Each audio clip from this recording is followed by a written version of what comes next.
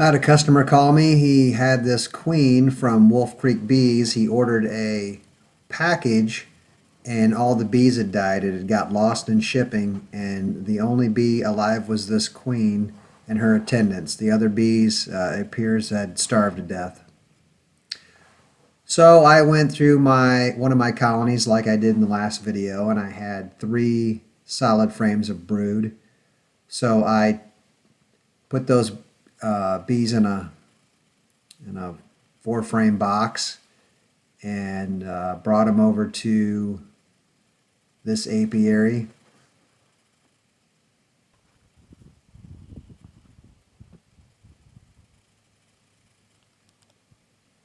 And here they are in the box.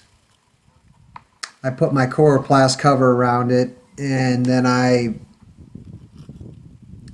made little chloroplast strips for the top there to cover the top part. It's supposed to get really cold here, lows in the 20s, highs in the low 50s with high winds. So this is a pretty strong split I made. I taped it up so it wouldn't come loose in the car on the way over. I've got a little spray in there. I've got some diluted sugar water, and then I put just a little bit of Swarm Commander in there. Kind of has a lemongrass smell.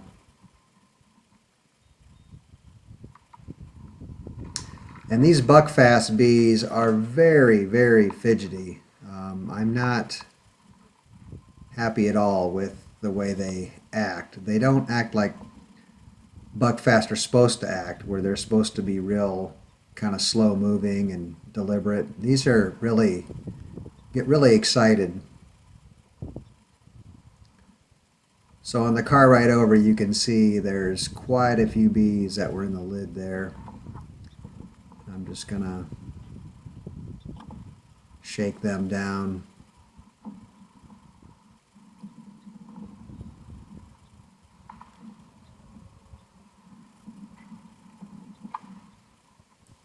You can see they're already piling out of the front entrance.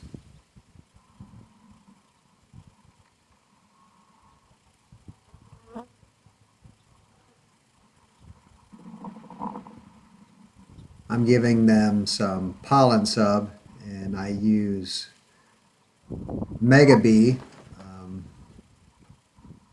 I haven't really ever tried anything else, so I don't know.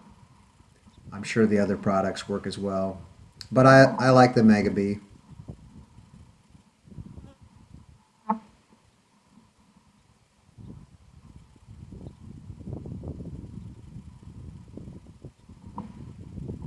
I fed the queen during most of the morning, and they really ate quite a bit of honey, and it pepped them right up. Their candy was about half gone inside their little queen holder there. So now I'm just kind of watching. I like to watch and just see what the bees do, if they're gonna attack or what they're gonna do. And they seem to be just getting on there, and they weren't backing into it trying to sting. So I thought they would be all right. So I just went ahead and put them face down in there so they could all check out the new queen. They'd been queenless for about 45 minutes, I would say. So not a long time, but long enough to probably know that they were queenless.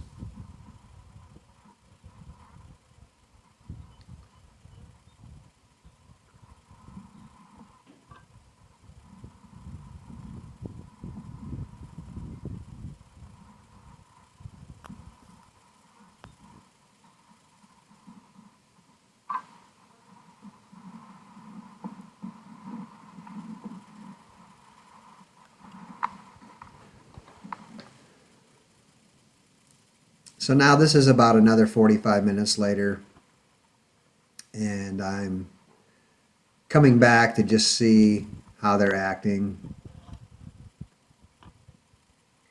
And they started out, they were calmer. They seemed like they were doing all right.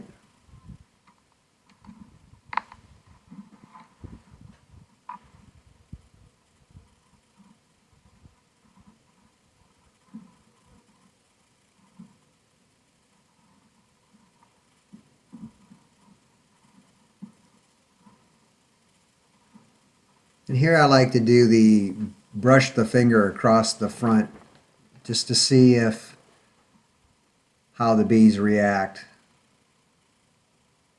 You can tell when you put a queen in, and if they don't react well, you'll see bees that'll be backing into the screen trying to sting the queen that's in there, and then you know something's not right.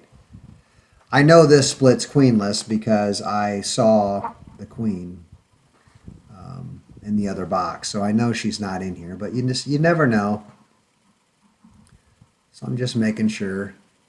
So I took the cork out.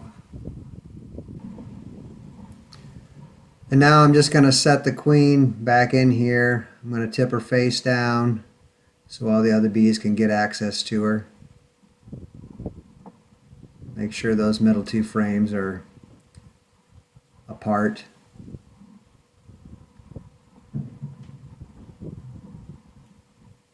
You can see the bees are starting to get a little bit testy now. In fact, that one just stung me on the finger. Ouch. All right, now that we got the cork out, we can get her positioned right there in the middle, face down.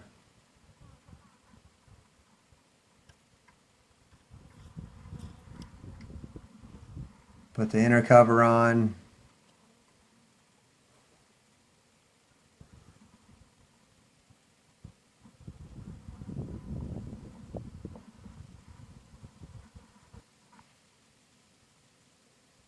Get a feeder jar on there. I like to, whenever I introduce a queen, to have lots of food, lots of protein, lots of sugar syrup. One of the few good uses for these brushes is to brush them off the inner cover. So I put that to cover the feeder. I put a piece of 1-inch foam inside of that on top of it just to hold in some heat for them. And then the lid.